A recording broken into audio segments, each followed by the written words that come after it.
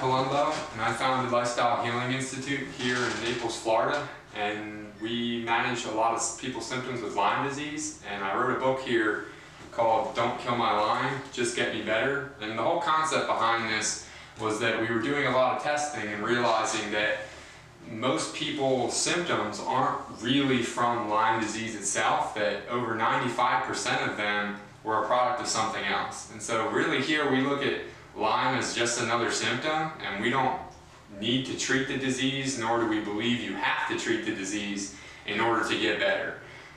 It puts you kind of in a bubble of only being able to treat that and not being able to look at anything else. And so we do a lot of testing from the brain to the gut to inflammatory markers, genetic markers, anything that we can put our hands on to figure out what's going on in the brain and the body. Once we get the testing back, we realize that those are really the things that are causing your symptoms. And fortunately, they can be fixed rather quickly.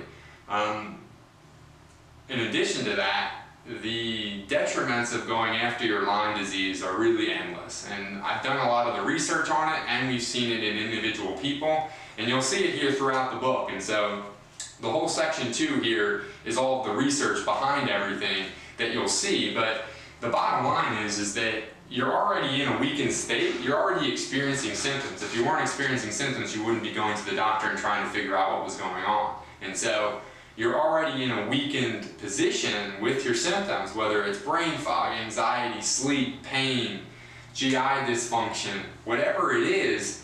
Inherently trying to kill this disease will make it worse. And so the overarching philosophy on this is you have to kill your Lyme in order to have your symptoms go away. And what that's going to do is worsen your symptoms. In turn, there's no guarantee that that's even going to improve any of the symptoms that you have. And so it's a much better position to try to figure out what's going on. And so we will test top to bottom the immunity and all those various things that I mentioned earlier so we can figure out exactly what is happening. And in those cases, 95% of the time, that's what's causing your symptoms, and it's not Lyme at all. And so that's where I came up with the title that you don't need to kill your Lyme in order to get better. And so I tried to create a shift in the thinking of this, but really it's not a new thinking. It's an old way of thinking. It's the benefit, the good to outweigh the bad, you know. And so take a probiotic to outweigh the bad, you know, genome in the body. So you're really just taking an old philosophy and applying it to, you know, a disease that's more apparent today than it has ever been. And so that's really what we're doing here, and it causes us to allow people to treat people a lot quicker, to figure things out.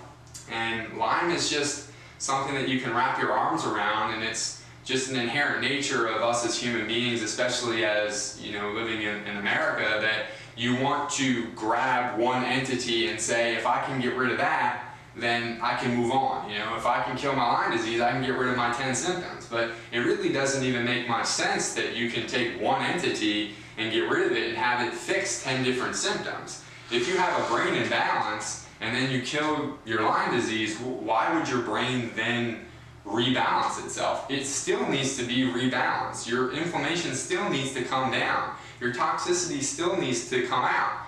Your GI system still needs to be healed. Your hormones still need to be balanced. All these things need to occur regardless of the Lyme. And what we found was doing all of those things actually just gets people better in general. So there's a lot of information in this book. I tried to sum it up in simply said, kind of bold-faced letters at the end of each session, but the overall concept is that your symptoms are more than likely not from Lyme, and they can be healed without killing your Lyme, which means they can be healed without feeling worse in order to feel better. So your treatment time will be reduced. You're going to feel a lot better a lot quicker. You're going to be able to look at this from multiple different angles, and it's much better of a long-term solution, because the question is not why, you know, do I have Lyme or do I not? You know, it's not a yes or a no answer. It's, is it significant for me? Is it affecting me? You know, everyone has toxicity. Everybody has inflammation. But the question is really, is my inflammation to a point where it's causing my symptoms? And that's what our testing reveals. And our testing will show in 95% of people thus far that Lyme is not significant despite you having it. So yes, you have toxicity, yes, you have GI dysfunction, yes, you have immune dysfunction, but how bad is the problem? It's not a yes or a no black and white answer. It's you need to quantitatively determine the percentage of that likelihood that that's affecting you. And that's what we try to do.